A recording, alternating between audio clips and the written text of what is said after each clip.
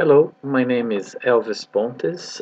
This work is a result of the cooperation between the University of São Paulo, Brazil, and l'Université d'Avignon, France.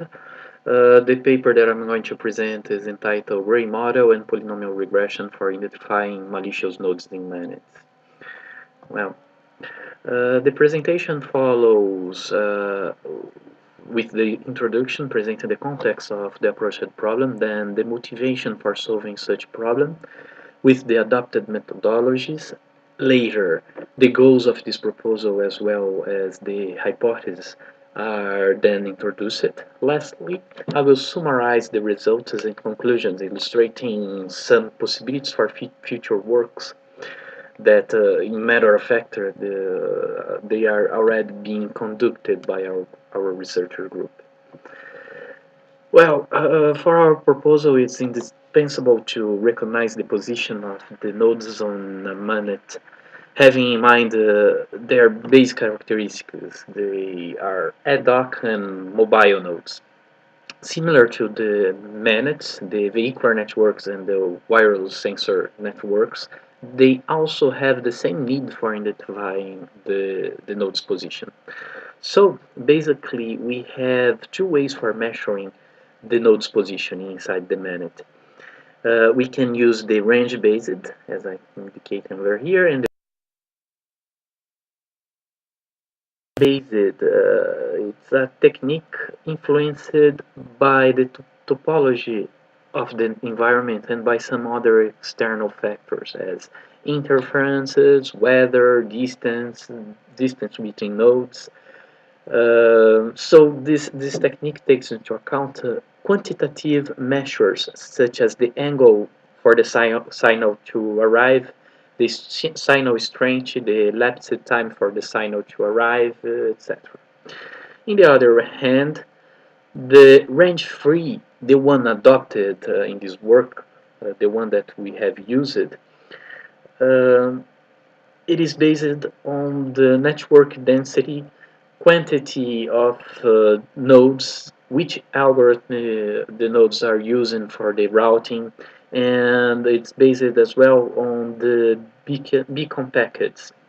Those packets, they are used to carry the information about the node's position and takes into account the x, y, and z axis.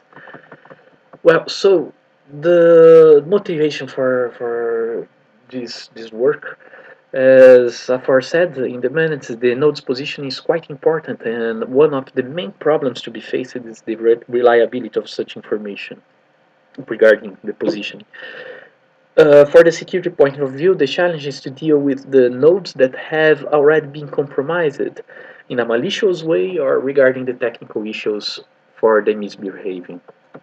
If one of the nodes, the sender or destination, starts presenting fake information about its own position or the neighbor's positions, this can reflect in the entire network. Therefore, such positioning problem caused by the malicious and the misbehaving nodes is the major motivation of this paper. Well, regarding the hypotheses and goals, some of the referencing of work, they are about the nodes which were compromised and refer the fake information sent to the net. Our hypothesis relies on a proactive approach, as the best scenario is to anticipate the problems the malicious and misbehaving nodes can cause with the propagation of fake information. Therefore, we take into consideration that it's possible to predict the node's position, having in mind the time series of its historic previous position and considering the variability analysis for such positions. Important to note that the malicious misbehaving nodes, they present a position pattern for its time series with higher variability, much higher than the normal nodes. This is the first hypothesis for this paper, analyzing the behavior pattern of the node, having in mind the time series with the past positions of the nodes. Thus, we can trace the variability of its future position in order to determine whether or not the node is sending the fake information. Hence, the goal of our work is to anticipate fake position information sent by the malicious misbehaving nodes. To make those predictions, we have used the gray theory and the polynomial regression to predict the node's position. The analysis of the variability is carried out by the use of the standard deviation. We analyze the standard deviation. So for our proposal, we have the following settings for the simulations. They were performed on Manet, simulated by the use of the Network Simulator 2. We have 30 nodes, some of them static nodes, some other are mobile nodes. The NS2 simulated the CBR traffic during 150 seconds in a topology of 1,000 square meters using the AODV protocol. This Manet has four types of nodes, some of them static nodes, they were called as beacon nodes, numbered from 0 to 9. They would receive the position packets from the control nodes. So we can see over here the static nodes 0, 1, 2, 3, 5, 4, 5, 7, and so on. The control nodes, they are numbered from 10 to 14. They are over here, 10 to 14. They are mobile nodes following a controlled path. Node 10, for example, it talks just with a pair of nodes. The 10 is going to talk to transmit information just to node 0 and 1. The 11 to the node 2 and 3. The 12, node number 12 to the 4, it's going to communicate to the 4 and 5, and so on.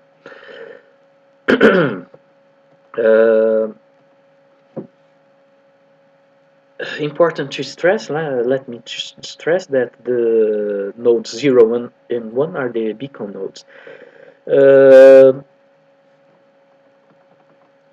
The goal of this kind of communication is just to have a confirmation that the packets were sent to the nodes, to the beacon nodes.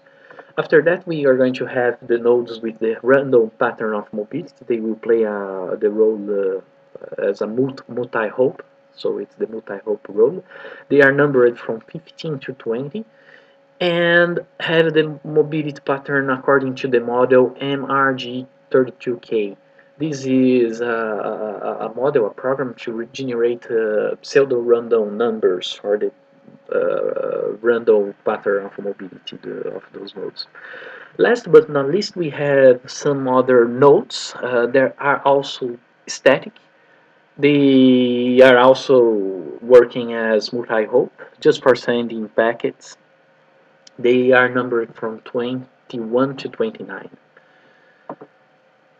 Well, as aforesaid, two predictive models were employed. The polynomial regression, where it's over here. Beta hat is the estimation in this model. The Z over here is the sample mean of observations, and N here is going to be the number of the observation. In our case, it's related to each of the positions of the nodes at time t. We applied the special case of the polynomial regression with the grade 1 for the polynomial, so it's a linear regression. Some of the multi-steps ahead were considered. They are 3, 6, and 12 steps ahead. This is called also as the horizon of the predictions. We have employed as well as predictive model the gray theory, the GM11. It's over here, the model, where x0 is a non-negative time sequence, which in our model denotes the node position, and n over here is the sample size of the data. For that model, the grid theory, we have also employed the same settings for the multi-step ahead, or in other words, the horizon of the predictions were the same for both of the models. To capture the position information, x and y coordinates, where we have worked in just 2 dimensions. Uh, we employed two techniques. They were named as M and N2.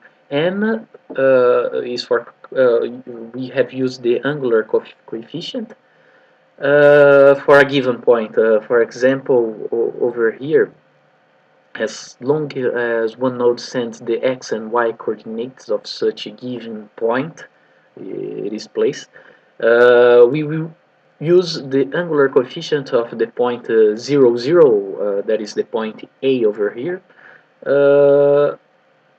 That is also the origin point of the simulation, to trace the angular coefficient. The other parameter, the other technique for the determining, for measuring the position, is the root sum square between the points. So I can take the square of the value x coordinate and then add the square of the value of the y coordinate, and finally I can take the root of the result and divide by 2. So they are quite simple. They are over here and over here, the both of them, the angular coefficient and the, the root sum of square. Why to use the MM2? Because using just one of them, some of the variations of the node position can pass unnoticed. Well, still regarding the proposal, we have also applied 3 speed settings for the mobile nodes, which run in a random pattern. We have used 1 meter per second, 2 meters, and 5 meters. So during the movement of the node, the trend is the mobile node to get away from the destination node. And other nodes are used as multi-hop for that communication. 99 different intervals for sending the beacon packets were applied, starting from 0.05 seconds, increasing by 0.1 second.